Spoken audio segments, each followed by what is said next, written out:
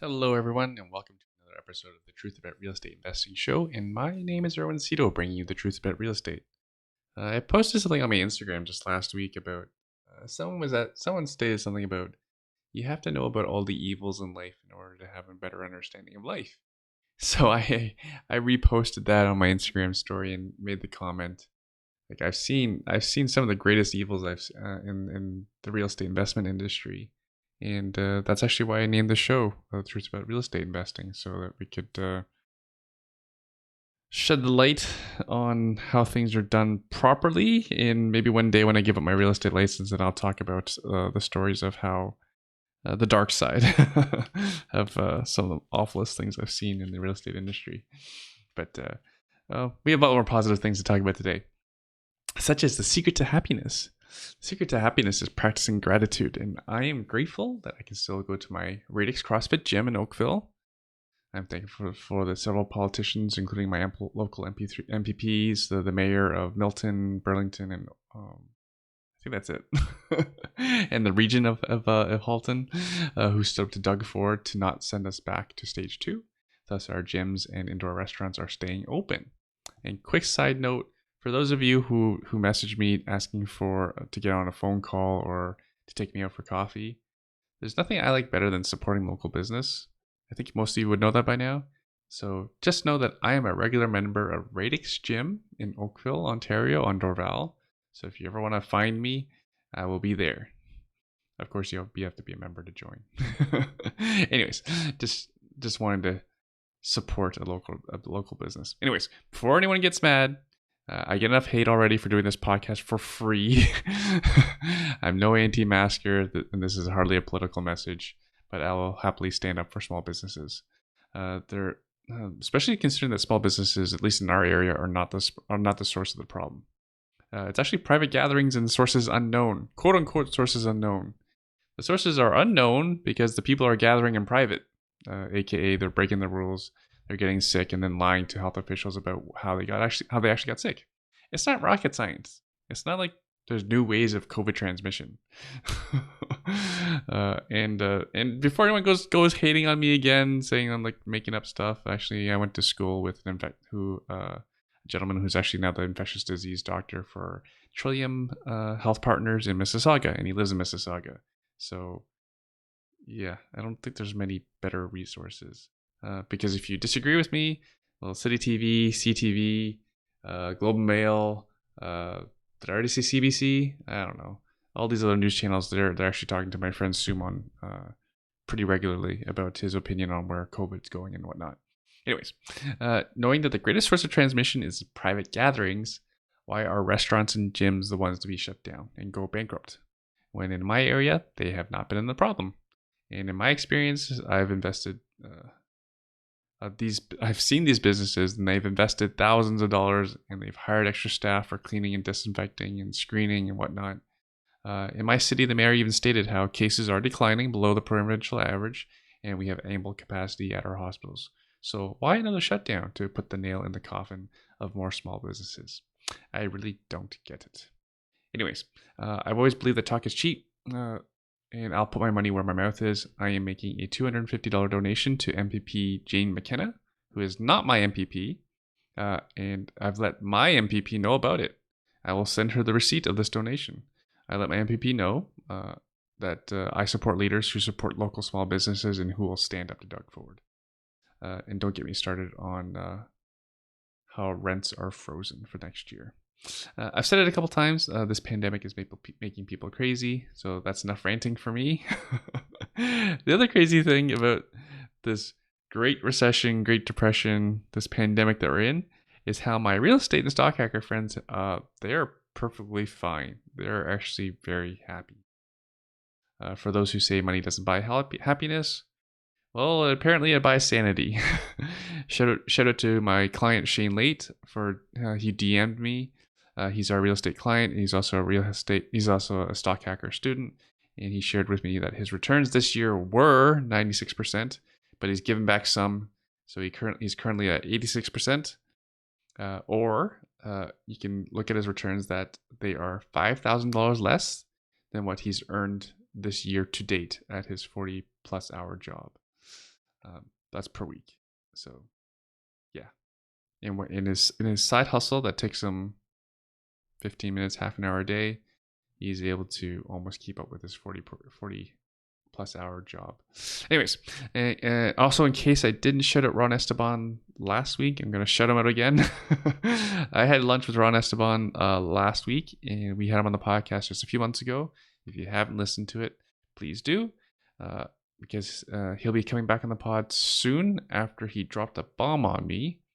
So again, we had lunch last week, and Ron has the highest percentage returns of any Stock Hacker alumni I've seen at 149%. Do keep in mind his account is funded by real estate investments. That's why the show will still be about real estate investing, even though you haters do hate it when I talk about stock hacking. You need both stock hacking and real estate in order to be like Ron. Happy Halloween, everyone. Fingers crossed that my costume arrives. I ordered it on Amazon and I paid for express shipping. I almost don't want to say it, but I paid over $50 for express shipping, and it's now 9 or 10 days late. I'm recording this on the 28th of October, so there's not much time left. Hopefully they arrive on time, and I'll post pictures of, next week of this badass costume.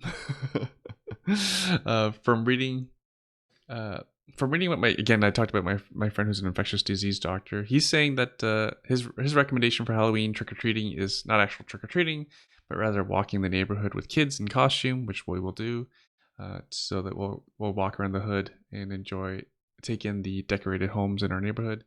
Cherry and I will buy our own candy. I just bought it today. I bought it on sale, $3 off for 100 pieces. That's way too many. I'm gonna have to probably give some of them away, which is a funny thing. How am I supposed to handle candy in like a completely COVID-friendly manner? I was actually thinking about setting up a table with the box of candy already opened, and I'll have a set of tongs there and some hand sanitizer, so that each person will hand sanitize before they touch the tongs, and then they use the tongs to put the candy in the kid's bag. But even still, like, what are parents supposed to do with these kids when they inspect the candy when they get home? They gotta disinfect every single piece of candy, like every packaged piece. I don't know. I'm not gonna bother. Like, my kids will just get our own candy. Anyways, yeah, I need to get back in the gym more often. I'm only in the gym 1 day a week this week. Oh, listen to me ramble. Let's get back to real estate. So back in the real estate world, I will be speaking at the Investor Forum hosted by the Canadian Real Estate Wealth magazine. This is the first time they've invited me to speak, which is kind of funny. It is a great honor, and it is a great honor to share with everyday Canadians the best opportunities in real estate, and hopefully they'll indulge me and let me talk about stock hacking as well. This is the organization, Canadian Real Estate Magazine is the organization that awarded my team the Real Estate Agent of the Year to investors in back-to-back years of 2016 and 2017. I will be on an expert panel sharing the when and the where and the what of the best strategies for 2021 for above market cash flow and returns. There is a link in the show notes. So if you get the emails, if you're on my email list, then you'll get the link to the conference. There's already 500 Canadians registered for the online conference. So full disclosure, this is an affiliate link, but any commissions that I earn will go to my charity, the Hamilton Bass Brigade, to make sure some poor families in Hamilton will have their best Christmas ever. On to this week's guest. One of my first real estate clients was my longtime friend Andy Tran of Sweet Additions. It's kind of cool how far we've come since we started doing real estate transactions back in 2010. Because Andy is now he was a home inspector at the time.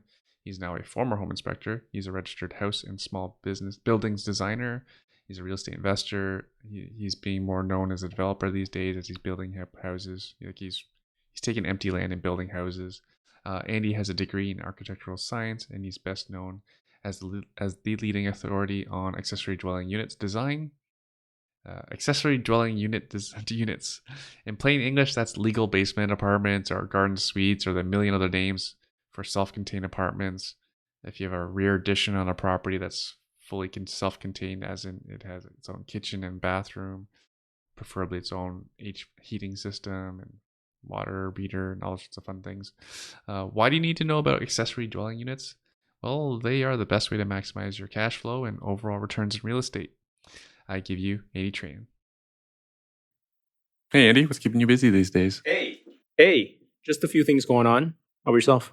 Enjoying the weather, hanging out with friends, stock hacking, business is booming on all levels. Life is good. Life's good. Beautiful day today. What are we doing indoors? I wanted to go to the driving range. You wanted to record a podcast. Did I? This is actually good because it needs to get done. Otherwise, next week we'd be without a guest, and no one would appreciate. All right, that. let's get it done. What's keeping you busy? What's keeping me busy? Yeah, we got a few things going on. I talk a lot about ad nauseum about housing densification, right? So, yeah, I mean, we can go any direction you want. We can just kind of keep talking and see where it takes us. But yeah, right now we're building a house in St. Catharines with Steve and Charles, our infill partners.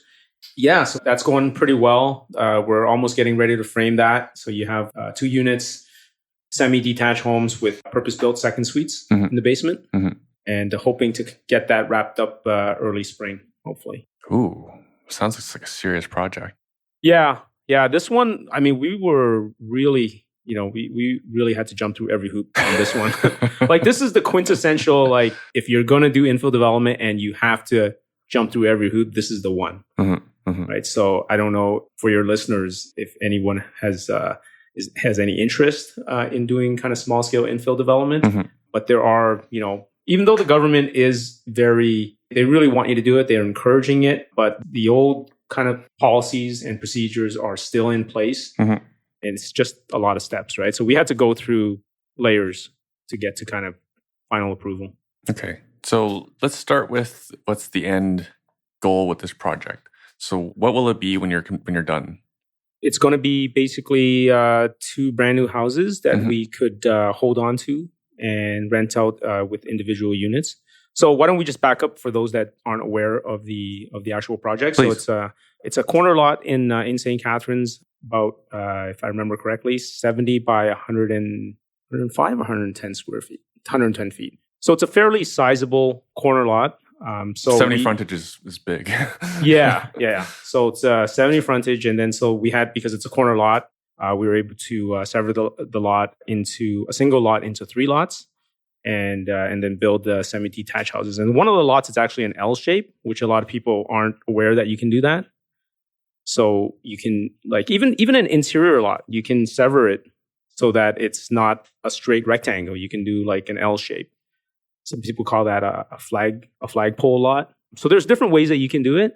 So this one we happen to be able to sever into 3 lots in total. And then so with the 2 units, the 2 additional lots, we're able to build semi-detached units there. And I think the goal is just to hold on to them. And because, it's multiple units, so the expected cash flow should be pretty good long term. So you bought a lot, but there was already a house on it, right? Yeah. So let's paint a picture for the listener. There's a house and basically it's a gigantic backyard. Correct. Yeah. So we apply what we like to call the keep and sever strategy, which is to keep the existing property, sever, and then build new, because you're retaining more value that way. You're able to get traditional financing. It also helps you kind of during the whole approval process to get some of that revenue instead of, just bleeding money throughout the whole approval process, right? Right. So, we really advocate on people keeping the property as opposed to tearing things down if they don't need to. Now, obviously, that's not always the case. You have to run the different pro formas. But, when you're doing, small scale development, it's very tough to say, I'm going to tear an old house down and then build, 2 or 3 houses to kind of make up the loss that you had to incur from demolishing a property. Because the bank doesn't want to hear you're demolishing the property. Yeah, exactly. So it's tougher for financing, right? So unless you're able to get private financing and they know, what you're doing and trust you with what you're doing, financing is going to be tough. Right. So it seems to be a more pragmatic decision to keep the existing house on the property, rent that out. You're getting rent that's coming in, so that helps you with the carrying costs while you're going through all the procedures to get the permits and the severance that you want. Correct. Yeah.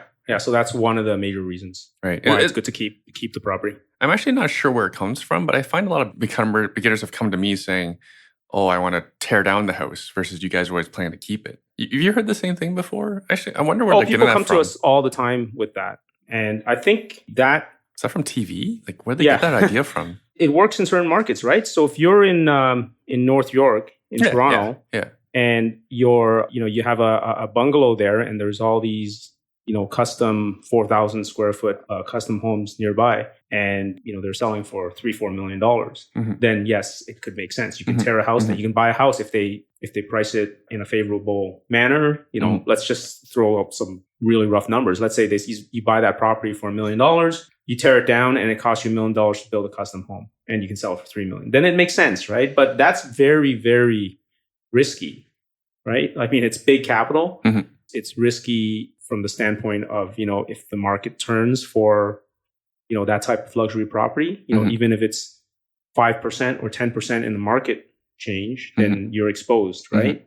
Whereas, the types of properties we have are pretty much, the end product is still pretty much starter homes, in that kind of mid $500,000 mark, right?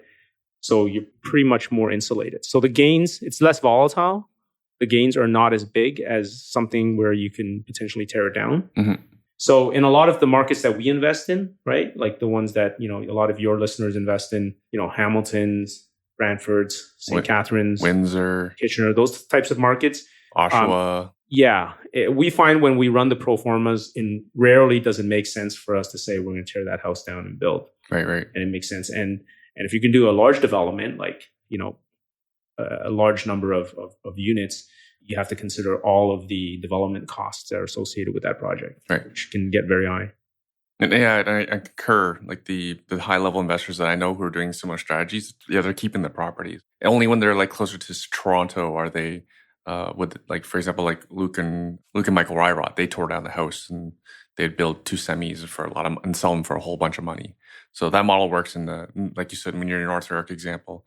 If you're much closer to Toronto, that can work.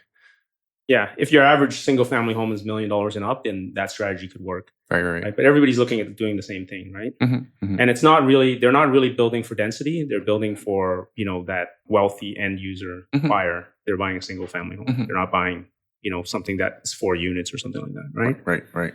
But these are the things that, Charles and Steve definitely can speak to quite a bit more than I can, actually. Can you talk to the numbers of this project, the one you have going on in St. Catharines? Do you remember like the acquisition costs and all these things? I probably have it somewhere. Yeah, we probably talked about it last time we were on. You know what? That's probably not something that I have really good numbers off the top of my head to be able to. That's okay, because I actually remember. Because actually you sold the house for pretty much what you paid for it.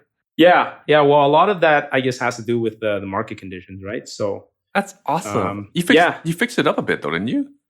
The or original you did nothing. Home? Yeah, the original home. The original home, I think it's pretty much intact. You gotta be kidding me. Yeah, we did a few things. We did a few small things inside, but it's pretty much intact. Is it the same tenant? And the tenants are leaving, and then I think that there's going to be renovations happening. Oh, okay. But one of the things we did for that one actually was we went through the process of that existing property of getting the permits for a 2-unit conversion, and so we sold it with that permit in hand.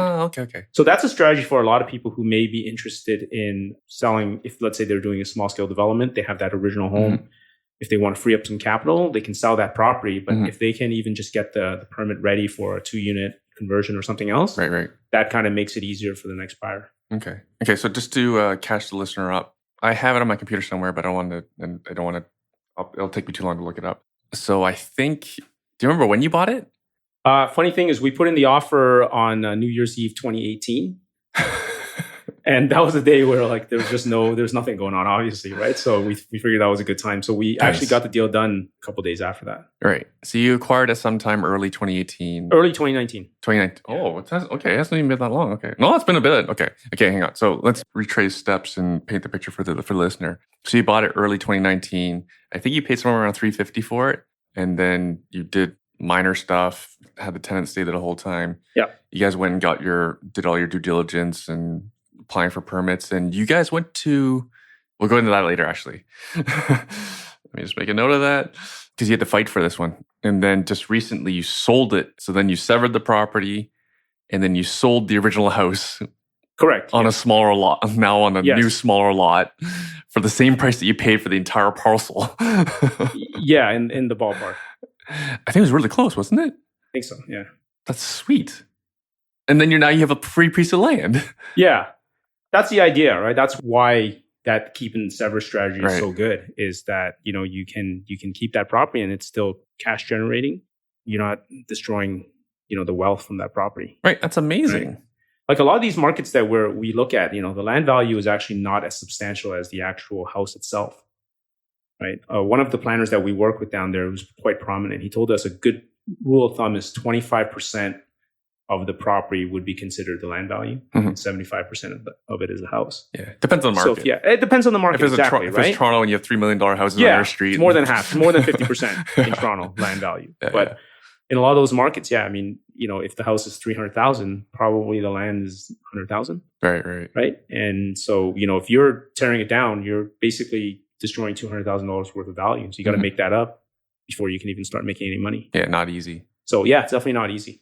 And that's partly why we don't really see that strategy out in our area, out in Hamilton, out in St. Catharines and Niagara region. And then just for the listeners' benefit, in some places like Burlington, Ancaster, you do see houses that have been torn down and replaced by new custom homes, but that's not what we're talking about. We're talking about for investment, for investment, yeah. So for long-term buy and hold investment. But correct. This is buy, sever, build, so refinance, rent, hold. Yeah. Bit more steps. You got to do an acronym for that. I'm gonna trademark it. So I think I would put those cities you just listed there in the same kind of category as, say, North York, right? Burlington, Ancaster, Oakville. I mean, those are kind of high end areas where, if people are gonna build a house, it's probably going to be a tear down and building a big custom home, and then their target market is probably that high end purchaser, and it's a single family home. It's not something that has semi-detached, like a semi-detached with accessory units or anything like that, right? So it's great because it's not that strategy, but basically what we're doing is the keep and sever strategy, is because you get that quote unquote free land. Although it's not free, there's a lot of development associated with it. Although we will chat about the real free land with third units, coach houses, and laneway houses in a bit. Oh boy, you're gonna be here a while, Andy. Should we order dinner in? Let's do it. All right. I made a note of that because I'm pretty sure the listener wants to hear it, because I want to hear it. And it's funny. It's funny because people people who send in feedback, at least the nice people that send nice feedback, especially 5-star reviews on iTunes, they say like, "Oh, you asked the questions that I want to ask," and like, well, it's because I'm no different than you. I'm a real estate investor. I want to know about third units, because who doesn't want to own a triplex over a duplex? And just the realities is that you're probably most often better off building your own third unit versus acquiring the existing triplex. Just my opinion. Yeah, and it's not that easy, right? Because you're acquiring a triplex; it's priced in. Yeah, it's priced in, and when I think of triplexes, I think of like Century Homes. Correct. And then it's a Century Home. Yeah. all the capital expenditures, all the deferred maintenance that come with a Century Home. That's not what we're talking about. But actually, there's some things I want to get back to. I want to make sure we cover it. What is it you're building? What will be the finished product? The finished product is a semi-detached house, or two houses. Okay, two houses that are attached by one, attached vertically. I think most people have seen these before. Correct, yeah. So we've already done one of those in St. Catharines. And so we're just kind of applying the same formula. And then entirely, because they're brand new, purpose-built, we're doing entirely separate accessory units, which has full fire and sound separation, but also full separate utilities. So its own heating system, separate electrical meter and panel, and even a sub water meter, so that all of the fees can be built back to that particular tenant down the road. Air conditioning too? Separate air conditioners? Yeah, separate air conditioner, because you have separate electrical panels, so that's something you would do. But it depends on the conditions, right? If in a lot of cases, if its basement is low enough, air conditioning isn't even necessary. But we'll kind of have to see whether that's something that's needed. Do you know what these properties would sell for after? It's tough to say. I mean, that's probably something you'd be able to tell me better. The challenge is, I'm sure any investors listening understands the challenges with appraisals these days. Yeah, the market's skyrocketing already, so that's hard for appraisers to factor in. And then the list part of it is these don't really exist anywhere. Correct. Yeah. Yeah. It's very hard for appraisers to kind of, because they don't exist, right? Yeah. So a lot of times they may price it based on something similar in terms of size, and maybe there's an illegal, accessory unit down the road that they might compare it to. So a buyer may not necessarily get the financing exactly the way it's priced, right? So Especially say not the Trailblazer, no. Yeah. Yeah. So let's say that, I don't know, let's throw a price out there. Let's say it's, 650,000. And, if it was something that the appraiser looked at that and say that that's going to be the actual amount, then you can get the 20%, the 80% mortgage on that. But because of that product not being as available, it might be appraised at 600,000. I don't know, right? Just as an example. And for the listeners who's newer to having to deal with appraisals and stuff like that, the appraiser is going to see a semi-detached house, and then they're going to go look for recent sales of other semi-detached homes. It'll be very difficult to find anything at that price point, let alone same age. And that's just the reality of things. So then the appraisal has incomplete data. And then they just take a more conservative approach. And that's why it's always difficult to value these things, especially in the eyes of the appraiser and the bank. Right? Yeah, absolutely. And also the other side of it is this is called the comparable method versus for any investor. Well, any investor is really going to be running numbers through a spreadsheet to check cash flow and things like that. That's the price of property more based on that income approach. Yeah. And as far as I know, residential real estate, single family houses, appraisers do not use the income approach. Well, this is going to be tougher, two family home, right? Yeah, it's a two-family home, right. But even then, I think anything that's not considered a commercial property, which is four units and up, they'll only use that. I don't know if that's changing. I hope it does, because it does make a lot of sense, right? Like these things rent for very high when you add up both units. No, I agree with you. It's just it's not easy being a trailblazer. Right, I agree. What was the first legal duplex you did? Basement apartment. My own house. What year was that? 2010. Wow, Toronto's progressive. Well, they've had policies for second units since 2000. Okay, what was the first one you did outside of Toronto? Outside of Toronto, by the way. Well, outside of Toronto, the first ones I did was basically it wasn't my own property. So I worked with you on two properties in Hamilton at that time, 2010, but both of them, they didn't work well for it.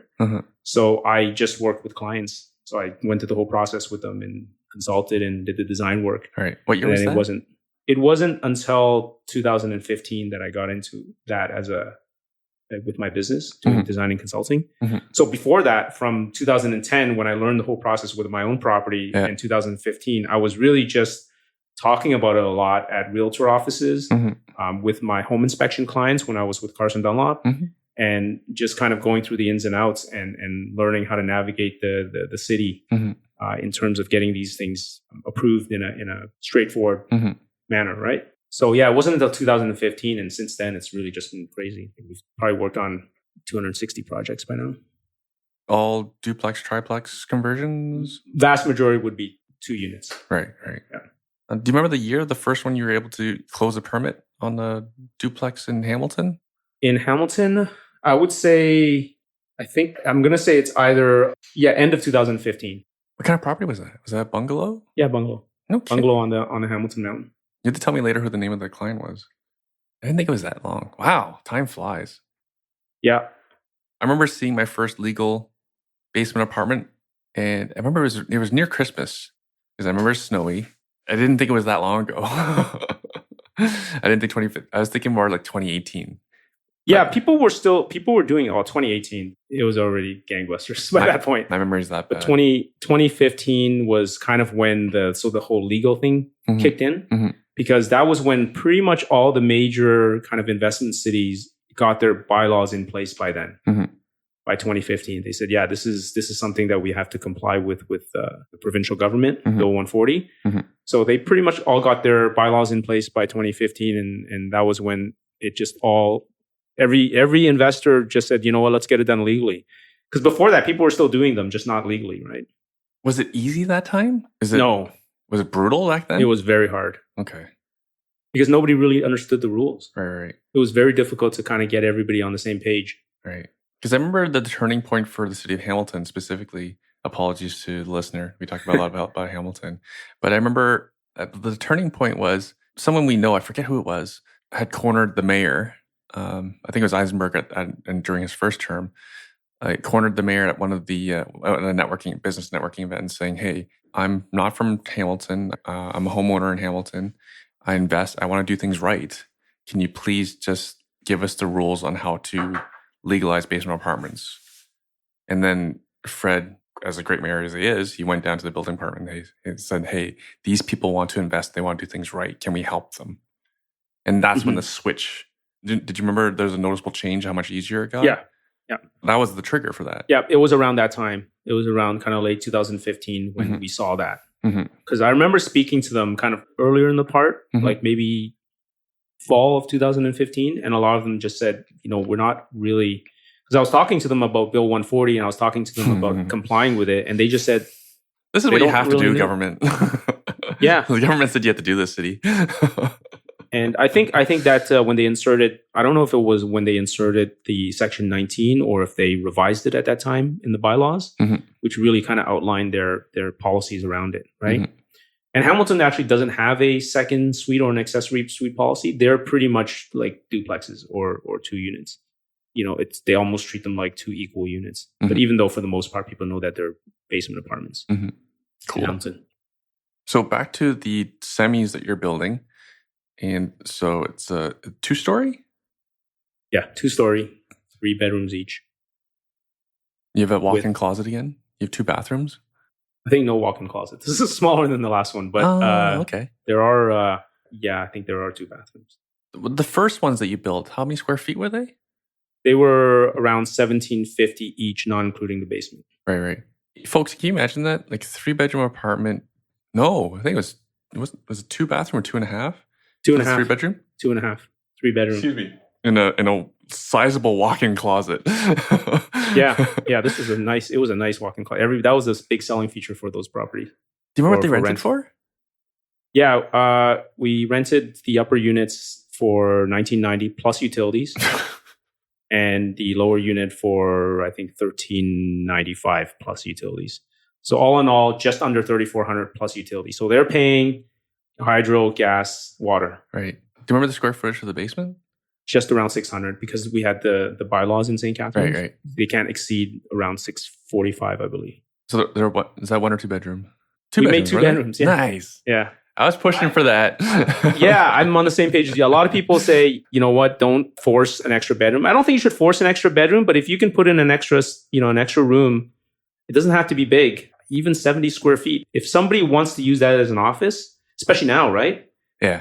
It's a great option. Yeah. And, perhaps down the road, if you get it reappraised, you have 2 legal bedrooms. You might be able to get appraised higher. Right. So I always, when people say they want a 1 bedroom in their basement apartment, I say, can you do 2? If they want 2, I'll ask them, can you do 3? I always try to see if it makes sense, but obviously we don't want to force it. Right. And then how big is the new ones? Just slightly smaller. I think they're around 1,700 each. Was the decision to make this smaller because of the lot size? Oh, it's just a lot, right? I mean, on the other property, we had 2 lots that we severed into 4 in total. This one, we have 1. That we severed into 3, right? So it was just the size of the yard, right? But we're basically taking one backyard, one big backyard, and adding in 4 housing units. Now, how has your cost per square foot changed? And I'm kind of leading with this. Because I already know building costs and labor costs are up significantly from last year. Yeah. So leading up until I guess the summer when we're looking at costs, not that much has changed. But obviously, everything has changed since, right? Lumber's doubled. I was talking to Steve Ford, your partner, yesterday, and he was sharing how lumber for a semi last year, or for the last, I think it was meant the previous build you did, the lumber cost was $25,000, and he said this year it's $44,000. Yep, that's just materials. Yeah, that's going to put a squeeze on margins or raise your cost and raise the cost of housing. Absolutely, yeah. That's just going to, spill over to everything, including like resale houses, everything.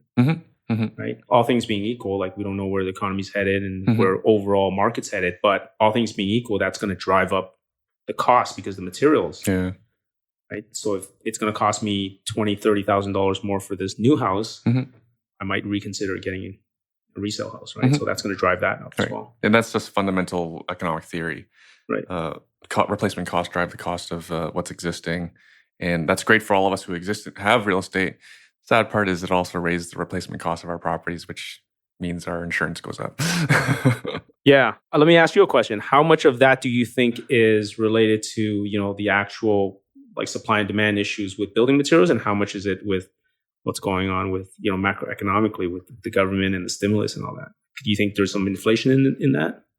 I've seen inflation. We were talking about this at lunch. I see lots of inflation. Yeah. Yeah. Oh, the CPI says we only have 1.2%, right? Inflation. Man, I was at the grocery store the other day and like I don't watch prices that closely, but I was at Farm Boy the other day and like, wow, that avocado is expensive. Wow, that pint of strawberries is like $7. I thought it used to be like $4. Yeah. But no, CPI is pretty low. And also us as landlords, we don't experience inflation, so we cannot raise rents. It's strange to me. Like when you have house prices double over the past 8 years or whatever it is, and then people say there's no inflation, right? Because they can amortize that over a longer period of time. So your monthly expenses may not have experienced it, but overall, your wealth is, or whatever money you have is eroding, right? So if you don't have the real assets, I think you're going to really struggle. No. Okay, I'll make a note of that. Yeah, let's stop that before we go on a crazy tangent there. Crazy tangent. We get angry. We're going to start talking about Bitcoin. Let's stick to houses. No, it's not about sticking to houses. It's just there's some other things we need to cover. For example, your joint venture partners in this project are Steve Ford and Charles Waugh.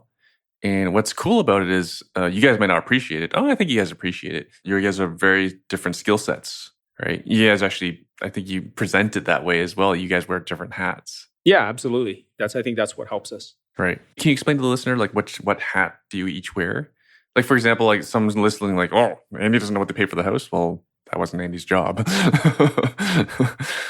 Yeah. I don't want to speak for the guys too much since they're not here, right? They've all been on the show. Yeah, they've been on the show. Hardcore listeners will know what they already do.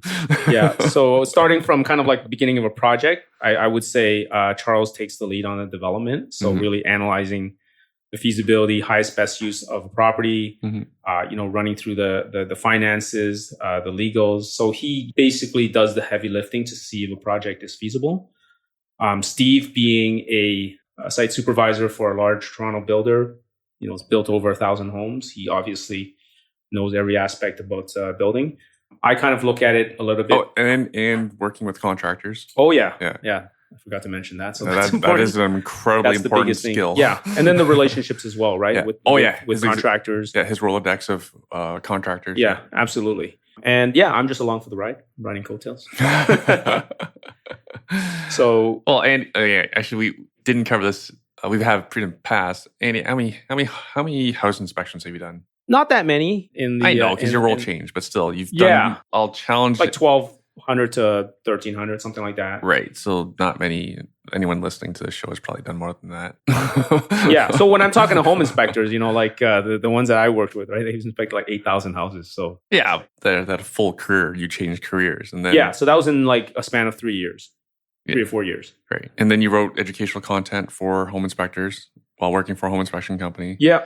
So I moved into kind of the education role, which I really enjoyed. I kind of like aggregating all the existing knowledge and whatever I have to add to it. And so we did some material. I did some training for inspectors. Yeah. Just relay a lot of that over to kind of what I'm doing now as well. Yeah. You went on this densification, highest and best use of a property kick. Yeah. And most people consider you the leading expert in this area. So yeah, coattails. And then, so like, at what point do you get heavily involved in the project then? In terms of the stuff that I'm doing with Steve and Charles? Yeah, it's when in the builds that you do. Because there's a whole other business. Right. Yeah. So, just kind of like a note there, we're all actually doing this kind of on the side. Not the side, but like we all kind of have full-time things that we're doing. Yeah. Obviously, Charles and Steve, they're investors. They have their own portfolio. Steve works full-time for a builder. I'm running Sweet Additions business. So really, we're all just kind of putting together our resources in terms of, the investment. I'm helping kind of with a little bit with the design and looking at, the second suite and densification opportunities and just contributing where I can. You guys enjoy this. There's a good amount of money to be made as well. It's not easy though. There is definitely opportunities to make good money, especially if you can figure out a way to do it highest and best use. But there definitely are challenges that I can see potentially driving out a lot of the smaller investors. When you have to, jump through those hoops that we had to, and you don't have the extra buffer financially to kind of ride through those tough times, then it can be difficult. But if you can ride through it, and hopefully the market's going to be okay, then you can do well. Like, you did pretty well on the Martindale projects. Excellent. So just for the listener to have some background, because they wouldn't know this, is that Tammy, who's on my team, found you guys the original property. Yep. The current project. Yep. And then she sold the house. She sold the actual house with the now smaller lot for you guys. I know a bit more about the project than the average person. And I'm close friends with Charles and yourself and Steve. You guys had to fight for this project against the city, did you not? Yeah. You want to go through that with you a little bit? Yeah, this is the truth about real estate investing. Like, we're talking about making lots of money. Yeah. Let's talk about how some of the hurdles of getting there.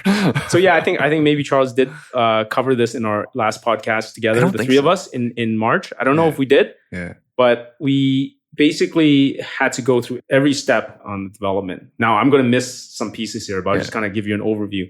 The city shot you down. Yeah. So with any sort of like land severance, you're going through you have to go through a consent application and a bunch of minor variances to get your project approved, right? So before you even you have to apply for that. You have to pay. You basically go to Committee of Adjustments to ask for these variances. So Committee of Adjustments is just a group of kind of volunteers of that city. They're volunteers? Yeah. Well, basically, they are kind of citizen advocates that basically will look at a project and say, from a layperson, does this make sense? If I'm asking for a variance of, let's say 2 feet on my parking spot, it does make sense. So that they'll say, this is in line with what the city wants and their official plan, and then they'll approve it, right? But even before we got to that step, we had to go through what was called the design review panel, which is basically a bunch of kind of designers and architects that will look at the overall project. And city employees, though. Yeah, well, no, those are actual professional people. I don't know if they're actually employed or if they're also volunteers. Who pays them? Good question. I'm not sure. Oh boy. Yeah. I'm always interested where the money goes. But the thing is, most cities will have this design review panel for large projects, like in Hamilton. In St. Catharines, they had it for even like small scale, like you're building a couple houses or one house.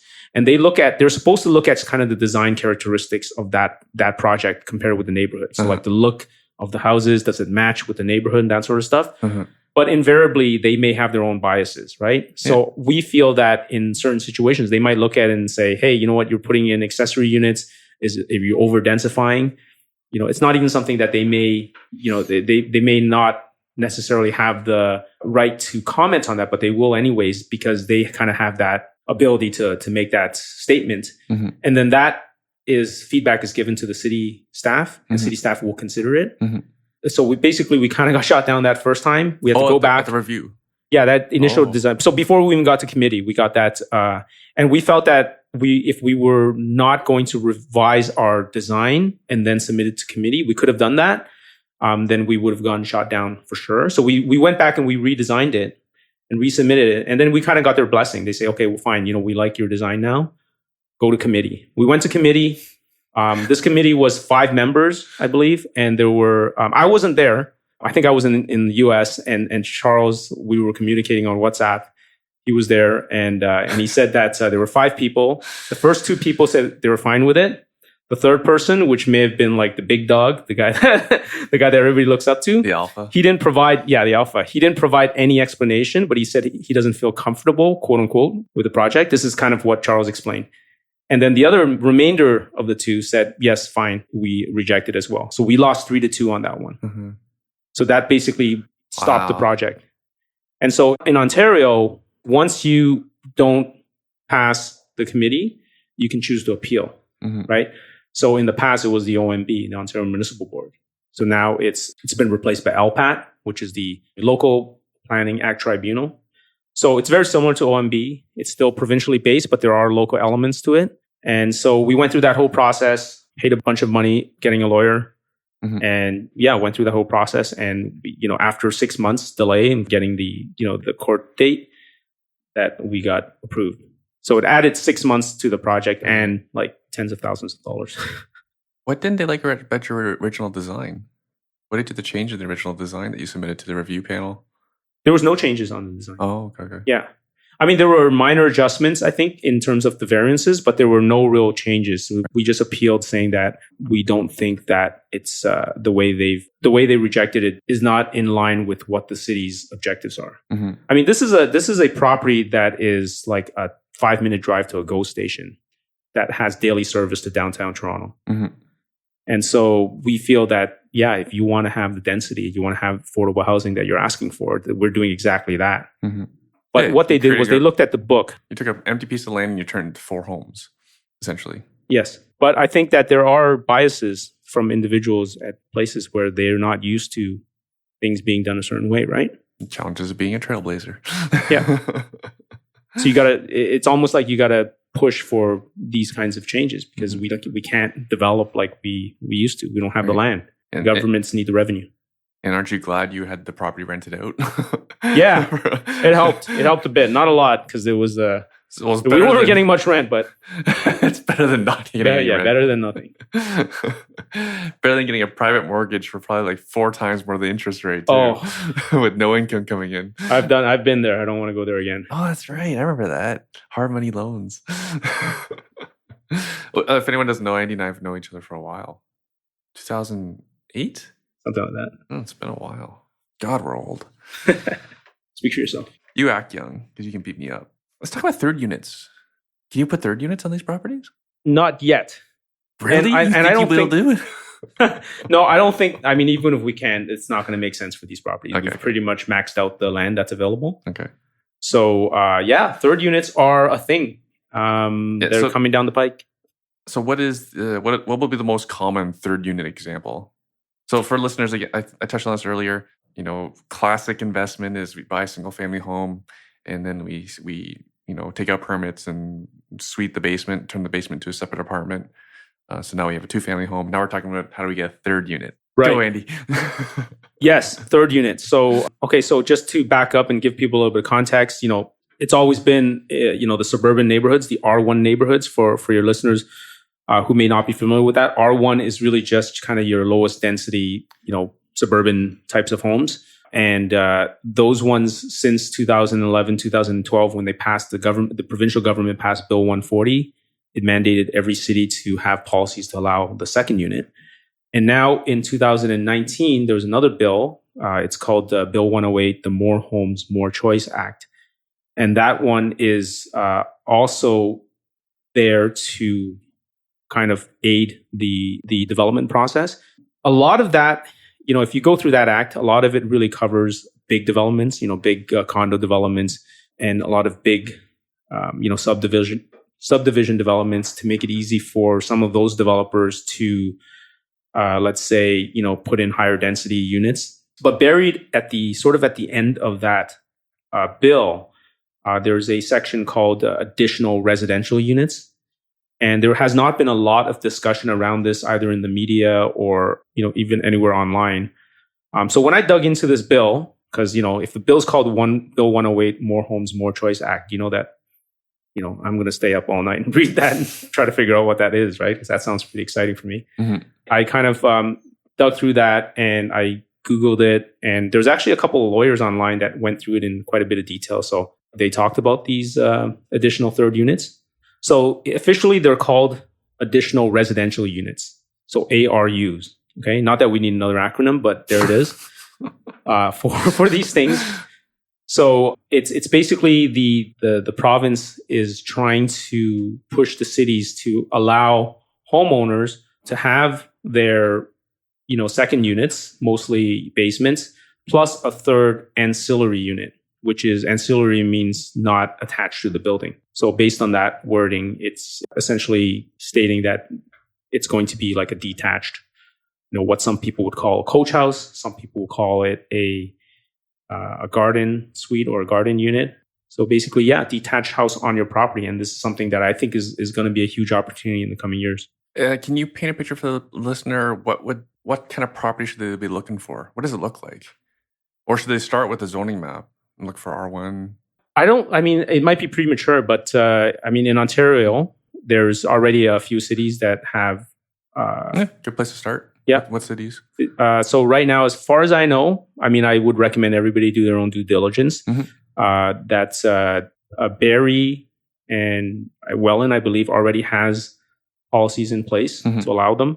Kitchener had already passed this in council, but they've delayed things because of COVID, and also just kind of making sure that they cover all their bases in terms of all the requirements for it. So I've spoken to one of the planners there. They told me it's probably going to be Q1 2021 when it gets embedded into the bylaws. Spoken to some planners at Brantford, and I reach out to actually planners from around 30 or 35 cities in Ontario just to ask them where they are in this policy. And I would say the majority of them have said that they are aware of it, but they haven't had anything kind of planned out. Right. And there's a handful that said that it's going to be brought up in their next council meeting, and they are considering inserting that into their official plans and bylaws. And then the small handful that actually already have it kind of in place. But as with anything, it's going to take years to play out. Even with the second units, that took 8 years. Like there's still a couple of cities that are not fully on board right now, and it's been like 8-9 years, right?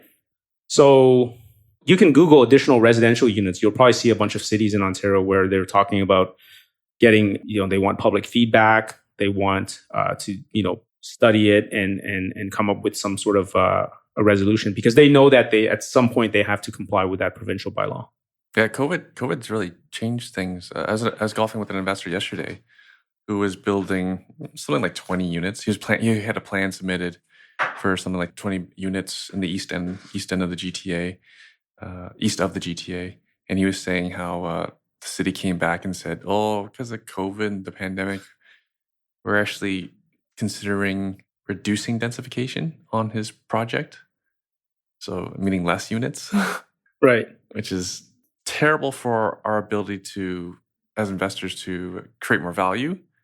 Because for the beginner investor, like you obviously want more units. Like Andy's building 4 units on a small piece of land for a reason. You can generate more rent. You'll sell these semis that are essentially duplexes for more money than a regular semi. And this investor, of course, wants to sell more units because he'll make more money. But then the other side of it is those with existing properties, your rent will stay high or keep going higher. Same with your property values, so keep going higher. It's funny. It's like I don't know if it's a double-edged sword, but all these problems and challenges that developers have in building more property is actually good for existing homeowners. It protects our investment, and that's part of the reason why everything keeps going up. Yeah, no, that's a good point. Although, even with the number of units that are approved, it just makes nowhere near the amount of. We're not going to get anywhere close to the demand that's going to be there, because immigration is still happening, right? Like even through COVID, we have planes coming in with tons of immigrants. And, whether these immigrants have the resources to buy a house, or whether they are starting out and living in a basement apartment or some other, apartment complex or whatever it is, it's going to drive demand overall. I personally don't think that even with all of our efforts, we're really going to make a dent. No, we're not. To be honest, right? Like, we talk about helping and trying to provide more affordable housing. The reality is that we're just mitigating the issues. There's no way that we're nothing. We're a speck of dust. Yeah, exactly. So, if you can get in, you can profit and you can help out a little bit, right? We've worked on 260 projects, second suites. So we've put in 260 affordable housing units in the market. That's, I feel that that's a good contribution that I've made. But again, it's a drop in the bucket compared to really what the marketplace needs. Yeah, and you got to ramp it up, man. Yeah. Well, because the Stats Can number, forget if it's Stats Can or Conference Board of Canada, it is a government organization that says, the Golden Horseshoe is essentially going to increase by the population of Alberta by 2046. Right? I heard there's a lot of Albertans out there. Yeah. And we're going to grow that. So, you're going to have to ramp things up. Yeah, maybe. Folks, I joke a lot. Apologies to the people who don't like my jokes. But We don't know there's you're no joking. way. There's no way to build all of that. And then the way the condo market's going, like now they're out of favor. I don't think it'll last forever. Yeah. Well, I think like higher density units at those, single family neighborhoods is kind of a good middle ground between, let's say, very high density condos that we see in decline right now and, single family houses that people can't afford anyways. Mhm. Right. So because there's such a demand for these homes in the suburbs or in the less dense areas, people can't afford them. But if you can add in a 2-unit or a third unit that's detached Mhm. in the backyard Mhm. where they have the privacy and they have the separation, Mhm. I think that's a perfect middle ground for a lot of people. Oh, yeah. Right, price wise and also just kind of lifestyle wise. For the investor listening, which is pretty much all of you, I don't think you'd be listening to this otherwise. It's definitely not for the comedy. Because I've run numbers on this. I run it all the time. I've shared it a couple times on the show as well. Because Ryan Carr, who was on the show, he shared, I think his rent on his addition is over $1,500 a month, 2-bedroom. I forget the square footage. He poured a concrete pad, so the addition doesn't have a basement. Has its own separate utilities. And retail, his estimate retail price, if you hired a contractor to do it, it would have cost him around $150,000. Yep. So spend $150,000, maybe finance it, whatever. You're gonna get $18,000 a year in rental income on that, plus utilities. Like that. I think any investor listening to this will do that all day. Yeah. Right. So that's the opportunity in front of us. Yeah, I think it's a no-brainer. Like you have the land. So, we talk about the small scale infill development, we have to Sever, we have to go through this whole process with the committee. And then we even had to go through the legal process. But this is free land. Like you basically don't have to develop it. It's by right. The government's encouraging it. They're for the most part exempting you from development charges. Right. So it makes total sense to put this in because you're going to get the demand. You're going to get the rent. There is, however, the challenge of getting the funding that's needed to build this. So, if you're going to build something like, let's say, a 800 square foot house in your backyard, I think you can get a really good rent for that. But it might cost you $175,000, $200,000, right? So where are you going to get that money? So for a lot of people, if they have equity in their primary residence and they're doing it in their backyard, it makes sense. Investors, they may be stretched already, so it's going to be difficult. So I think it's going to be challenging in the first few years when we don't have the precedent in place to have a lender come in and say, we're gonna back you on this. Similar to the challenges with your infill development. The next few years will be trailblazers, and they're going to have all sorts of challenges again with appraisals and doing their thing with the city, utility connections, parking. Yeah. So in infill development's a little bit different because with infill and you're severing, you're building a house, which the banks will look and say, okay, you're building a house. We know what kind of product this is. As long as we trust your team in building it, we'll give you 80% of the cost to build this. Whereas, you're looking at a third unit, detached unit, there's nothing in the market in Ontario anyways. Now, this stuff is all over the West Coast. Right. So Alberta and BC, there's a ton of it. And they're at the point right now where they do have the lenders that will lend them the money, like potentially, I don't know what the number is, but 80% to build the coach house. And then once it's done, they get the rent and then they can, pay back whatever the loan is or get a mortgage on it. Places in the US, Washington, Oregon, California, these are huge right now. So we know the product works and we know that there's demand for them. It's just a matter of, I think the first few years is going to be hard, but I guess, we're at the stage where, if you're an early adopter and you're able to, self-fund this or get a private lender that will believe in it, that's where I think that right now the early opportunities are. All right. And congrats to the long-time investor because you've probably built up some equity to be able to afford these things. Yeah.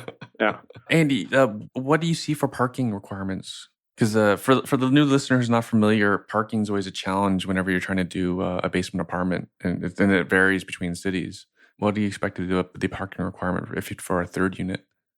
So the parking requirements are actually also in the Planning Act for the provincially, which is they do want at least one parking space for each unit. Now, it will be up to the city to decide how they want this parking arranged, whether it can be tandem or whether you want to have unobstructed parking. Right. From the cities that I've spoken to, I think most of them are okay with it being tandem because they realize that it's just not realistic for them to force people to, create the extra unobstructed parking spot, right? Because you have a lot that's single family lot. Now you're doing 3 units. You add in the complexity of parking. Now, having said that, I think that it's still a good idea for people to create a parking space, additional parking spaces that are unobstructed, but if they're not required, they don't necessarily have to comply with the exact parking size requirements on a traditional parking spot, right? So there are options. You have to be creative. So I think site planning and site design is going to be super important to make sure these things function well, are appealing to people, and have the privacy, right? But I think it's there because people don't really care about having a big backyard anymore, anyways. And all our lots are at least 100 feet deep, right? Yeah, especially if you're in an urban area like downtown Toronto, people usually want to live downtown Toronto for the scene, cafes, malls, whatever, concerts. When Concerts, what are those? When it's not a pandemic. But yeah, for the listeners' benefit, every city is different. I hear like Toronto is very progressive. They don't always necessarily require parking if you're like right next to a streetcar or a subway stop. Yeah. So actually, now that we're on that topic, so Toronto, the laneway houses, that's been proliferating for the past couple of years. I was getting there. You're getting there? Okay, I just want to talk about the parking. So you put a laneway house on one of these units, all parking is removed from the entire property. All parking requirements are. Okay, so what's a laneway house? Oh, okay. So laneway house is exactly the same thing as what we talked about with coach houses or garden units. It's just that you happen to have a rear laneway. So a lot of these older cities, right? Hamilton included, Toronto. Yeah. A lot of cities have laneways, right? It has to be usually an older city. Yeah. They had kind of like garbage collection and things like that, servicing, right? Cities that kind of had that a little bit larger. For any real estate geeks, like Vancouver made lots of headlines about laneway housing. Yeah. So they've allowed them for like 10 years. Edmonton as well. Oh, just to explain to folks, people like folks in Vancouver, you could sever your garage essentially that was adjacent to a laneway, and I think they were selling for as high as $800,000 for what really was like a garage apartment. Yeah. So here's the interesting thing. So in Toronto, because we have the laneway policy, you can build it, but you can't sever that from a legal standpoint from your property. I mean, you can try, but they don't really want that, right? But in Vancouver, I'm not sure if all zones, but you potentially can sever. Let's say you have a second unit and a laneway, so you have 3 units. You can potentially sever all 3 and have different titles. And they make them into stratas, like condos. And so think about like your house is 1.5 million or 2 million, let's say. Yeah. Right? I mean, nobody's going to be like, let's say a young family. They're not going to be able to afford that. However, if you have 3 young families and now their mortgage, instead of, being for a house that's 2 million, it's maybe 650,000. Yeah. So that becomes affordable. So now you're living in a condo that's not an apartment, but it's a condo that is a single family home. So they have that in Vancouver. They have that in Victoria. And I think it's coming. Like it's happening in a few places in the US as well. Austin, Texas, you can build a coach house and you can sever it and then you can sell it separately. It's all kind of like, administrative, right? Right. Now, folks, the reason why I knew laneway housing was coming up, because I asked Andy, where is he putting his money next? So where are you putting your money next, Andy? I know you have to exit the other project first. Yeah. Yeah. So because we have a couple projects going on, pretty busy with that. But I think that 2021, I really want to, if I have to be the trailblazer, I will do a coach house and also a laneway house. What city? For the laneway house, it's going to be Toronto because they have the most progressive policies on it.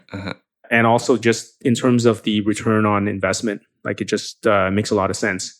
So just to give you a really rough kind of ballpark figure that we're looking at. So here's something I was looking at a few months ago. For those that are familiar with the Toronto area, Koreatown, sort of the Bloor and Lauren Christie area, right? You can build a laneway house. Let's say you get a professional laneway builder. You can build something for, let's say, very on the high end, 500,000.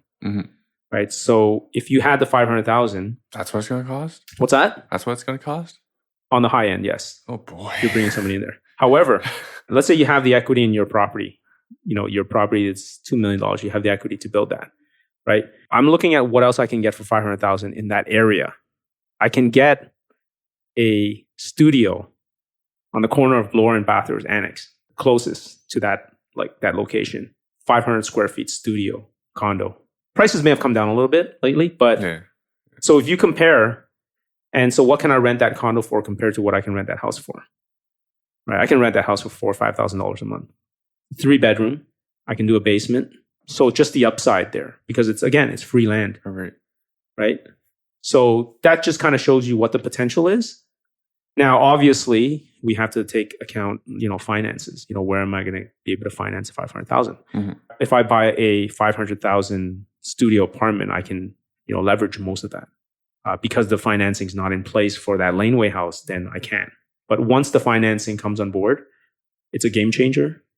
I think that if we have enough people who are interested, your network, people in my network, everybody has land that they can build property on. You might have potential to approach a lender and say, we can get 50 of these built, but we need the financing. And we can show you that it's going to work. This is going to rent for X dollars. We'll have to see. We're in the very early stages. Right. Cool. How you doing for time? Good. Yeah? Yeah, we should get out. Should we? Sunny. Okay. Because I was going to ask This is the last shorts day of the year. I was going to ask you about economics, but I'm looking at the road, so you don't want to get on that either. 407. All right. Are you looking for partners on that then? You already own the piece of land in Toronto you're going to develop? I don't own a piece of land in Toronto. I'm going to have to get it. You need to buy it? Or you're hoping for someone who's listening to this show yeah, owns one? If somebody has a piece of land that they want to sell me that's in Toronto that has laneway potential, I'm all ears. And then also at the same time build a coach house in another city. What city? Any city? Barrie? Yeah, Hamilton? one of the cities where they're also very progressive with the garden units, coach houses. Mm-hmm. Maybe Barrie, Kitchener, Welland, whichever city I feel that has strong economics and also has a progressive approach to it in terms of their planning and building departments. Awesome. Andy, it's been a blast. Yeah, thanks. Final thoughts? Anything you'd like to share with the listener? Also, I need your Snapchat handle. People still use Snapchat. Apparently, their stock just is that around still? Their stock flew. Really? It went up like almost a third or something. Yeah, I don't know. I don't really follow this stuff that closely. Your TikTok? No, what's your TikTok? No, not on TikTok. Not yet. Yeah, so I'll go super super old school and give you just a website. Oh, website. And a fax number maybe. Do you have a fax number? I actually did a couple years ago. Uh-huh. It was just one of those online fax numbers. Okay, yeah. Because in real estate, there were some still old school agents. That said, I still see them. Fax it to me, or they wanted my fax number to fax me an offer. DocuSign doesn't work on fax, bro. Website? Oh, we're dating ourselves. Okay, we're old. All right, so just go. Yeah, my website is www.suiteadditions, SUITEADDITIONS. Yeah, I have a couple of free guides there. You can download those. Yeah, I would say just be aware of the opportunities. I think that we are in the very beginning stages of big shifts in housing, in the economy. A lot of people don't talk about is just the fiscal challenges that a lot of municipalities are in, and they have to figure out creative ways to provide housing and create revenue. And the cities that are going to be thriving and be competitive in the future are the ones that embrace these types of solutions. So be ready for them. Have some dry powder to be able to jump in when the time's right. Mm-hmm. Like for the investor, like some of the nuggets I take away from this talk is you can't do these strategies unless you own properties on land. Like I can't own a 500 square foot condo apartment. I can't add a garden suite to it. I can't do a laneway home. I can't do a basement apartment. 100%. Right, which is why our investment strategy is always largely starting with a house that can potentially basement suite.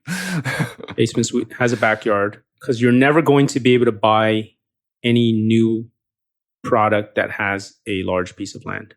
It's only going to be existing. Mm-hmm. And so that's going to be snapped up in I don't know how many years, right? Mm-hmm. But there's no more opportunities, to create that, to kind of purchase that. So get it while you can. Yeah, get it while you can. And then these duplexes, when I turn them into a triplex, I'm sure it won't be unreasonable for me to get $1 million soon for it. A piece of property I bought years ago for like $250,000. Yeah, it'll become $1 million property in under 10 years. That's insane. No inflation, by the way. You're saying just basically all things being equal, $1 million, but then with inflation, it's going to be several million. Crazy, isn't it? Yeah. Interesting times for sure. Interesting times, and anyone who doesn't believe in real estate, that's okay. It's cool. The more for us. SweetAdditions.com or .ca? .com. .com. Sorry, I wrote down .ca. What available downloads are there on there?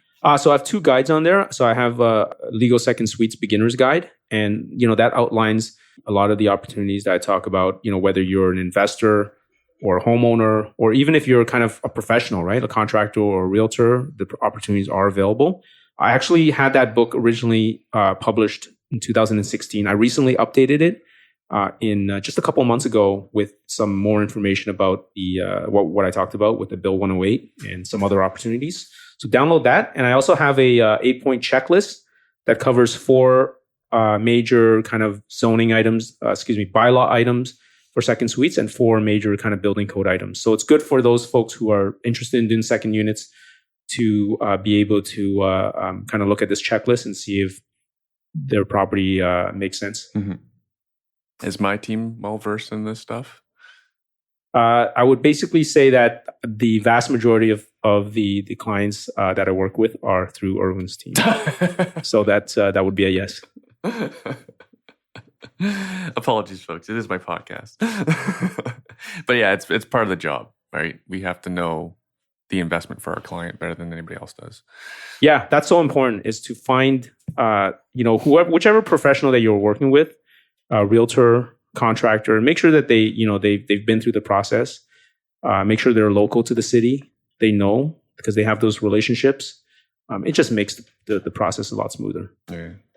And just a quick story on that, because the importance of it is we had a client bring their property manager from Toronto to City Hall, Hamilton, and the city just threw the book at him.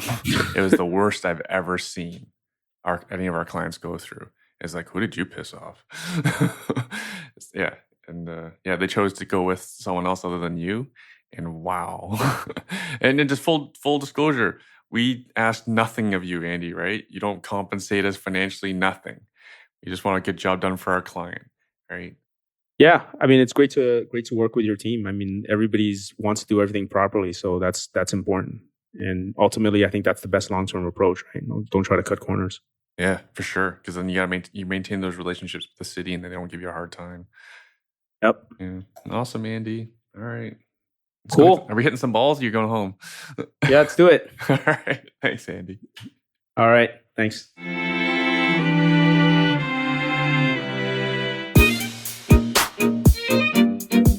Before you go, if you're interested in being a successful real estate investor like those who have been featured on this podcast and our hundreds of successful clients, please let us know.